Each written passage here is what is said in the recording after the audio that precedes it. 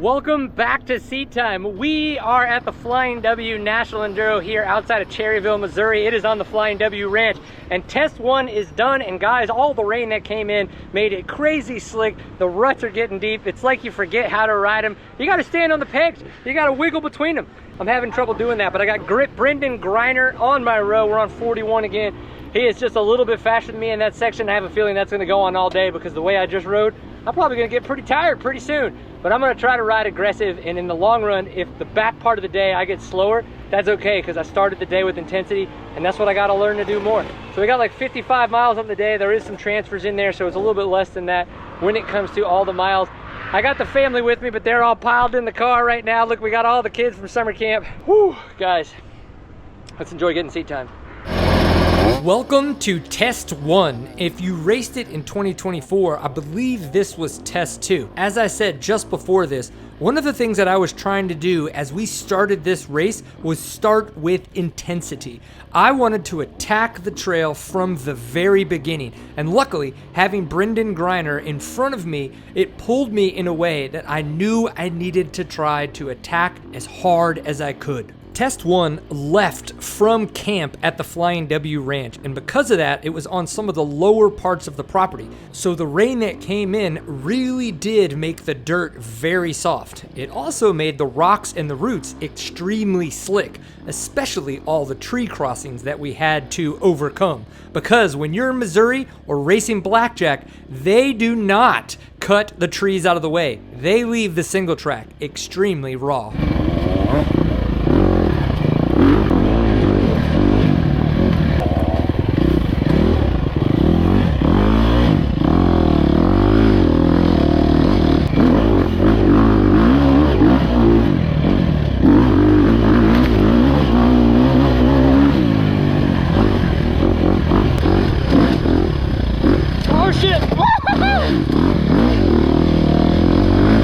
Arrowing was also a concern in test number one and test number two, but it's because they had to quickly make their way around bigger down trees or sections that got too soupy. In the long run, if they would have used more banner or pre-turns, possibly even both, I do believe that a lot of the quick offshoots that had riders getting a little lost or wandering around would have been lessened.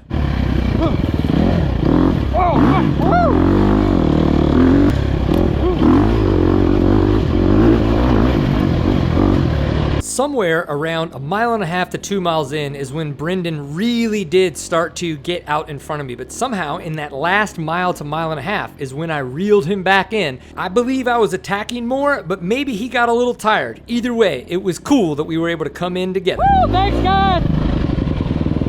Woo, test two is done, baby. It was like 7.5 miles. Might have been a little bit shorter because they definitely moved us around some different stuff.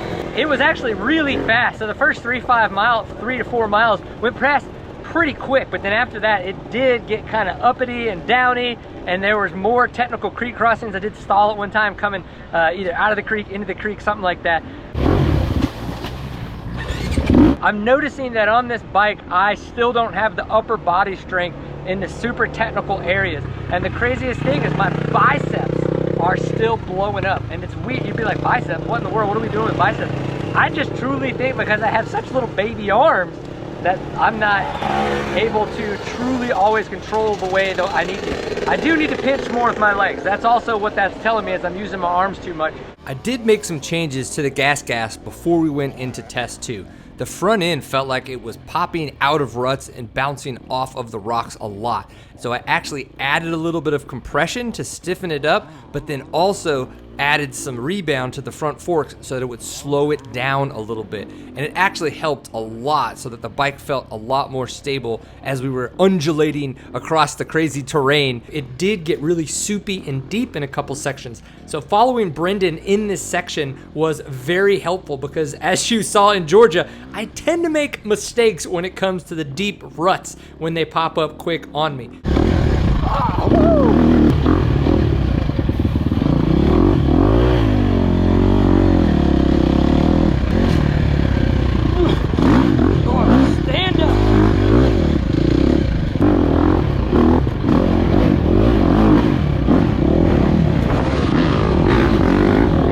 Unfortunately, I came across Brendan picking his bike up off the ground, so he must have done that going over those double logs. I'm not gonna lie, it kind of caught me off guard as well. And then Brady caught us from row 42. He finished 36th overall.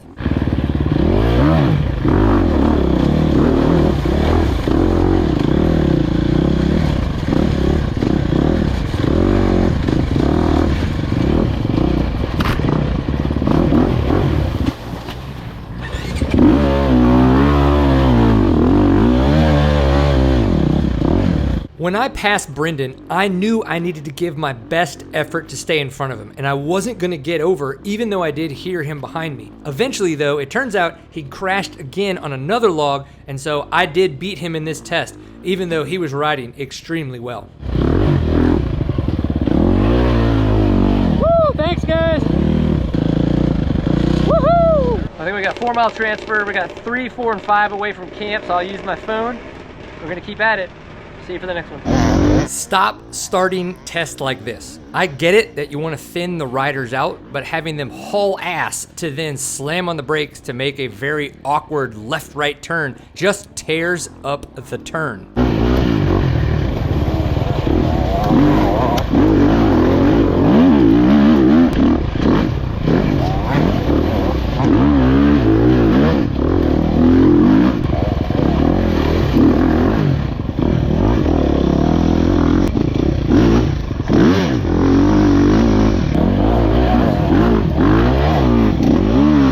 This is what being in the wrong gear when you get a little cockeyed on a slick rocky hill climb gets you. Luckily enough, I was able to downshift into a lower gear and kind of get the bike moving, and this is that fun tight section from last year. Luckily, nobody was there this time.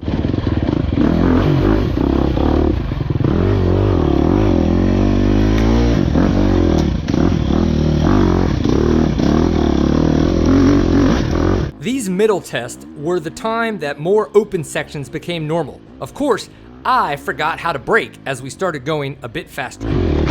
Ow!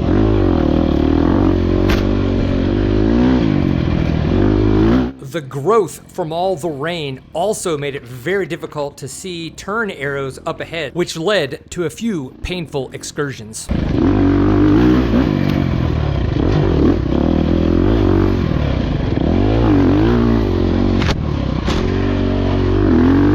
This turn was a problem last year. 2 words, banner tape.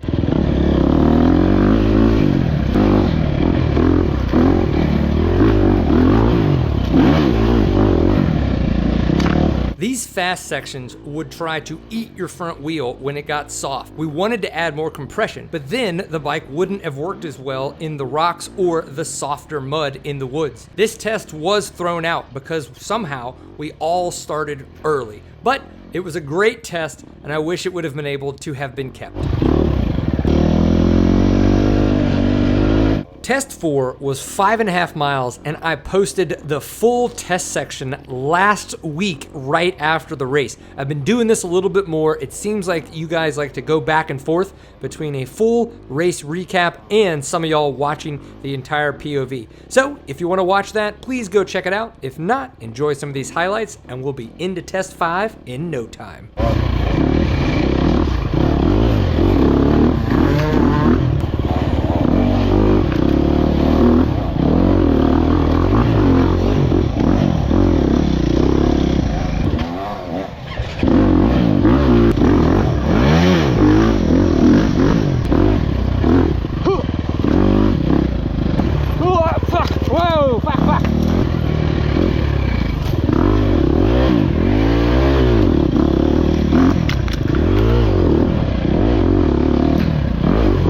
This test section really did have a little bit of everything that the FlyingW National Enduro had to offer. So if you liked those highlights and you have not watched the full POV, make sure you go find that test and watch it. Test 5 started jumping out of this creek and Brendan totally hammered me with mud. Oh my gosh, but dang, this section was open and it was fast.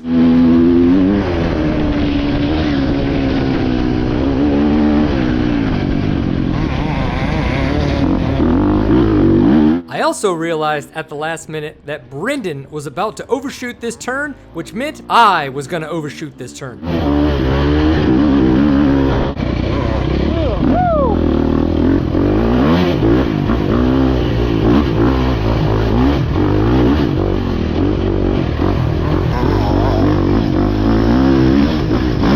I absolutely loved these quick elevation changes.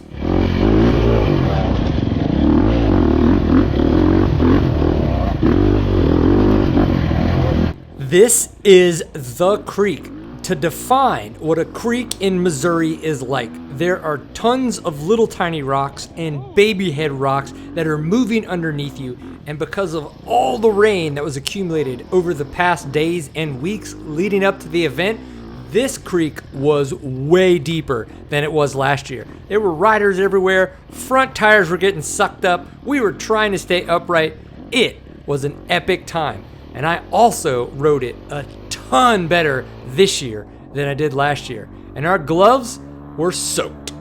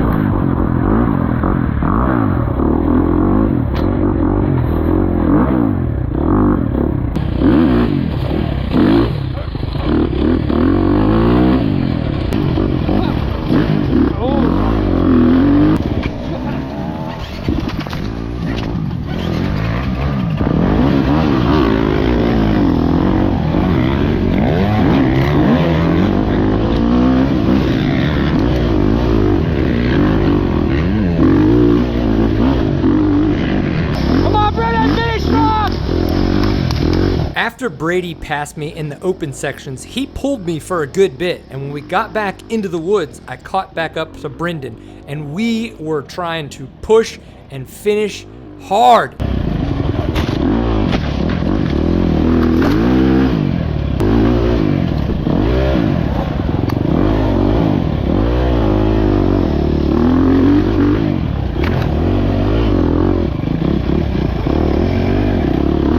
Test 6 was the A-only test, and it started back in camp. So there was awesome elevation, it got slick, and I made my own mistakes.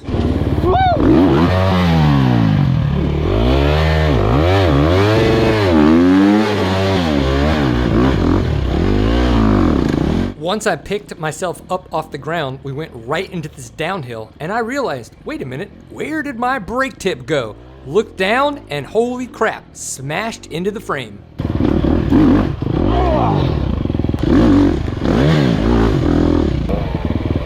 Come on, Brendan!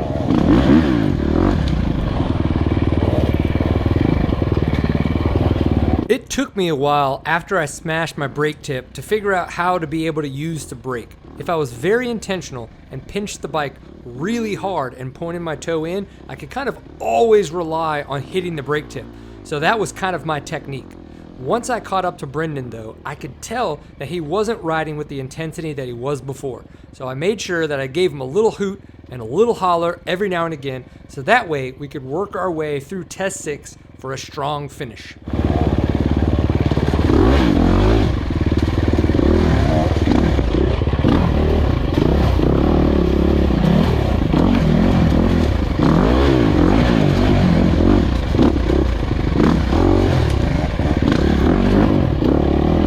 Just when we were starting to pick up our speed, Brendan got sniped by a Missouri rock.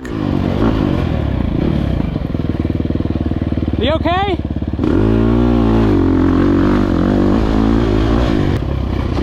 Holy balls. Brady from row 42 passed me with about 1.5 miles left to go, and I stayed with him until he also lost his front.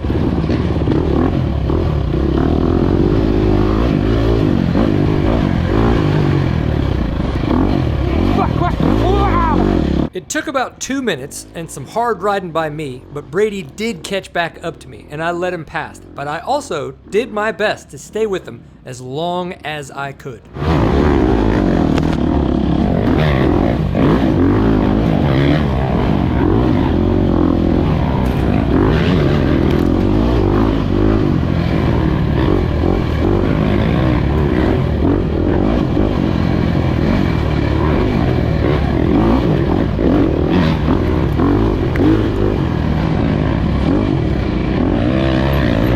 I know for a fact that Brendan Griner was pulling me all day, and it was great to have him there in front of me. But after his crash, I'm proud that I was able to keep attacking, and that when Brady did catch me from row 42, that I was able to charge and kind of keep up with him, and I could keep up the intensity and keep attacking all the way to the very end. 41. Nice work. That was awesome. Thanks. 41D. Thanks, guys.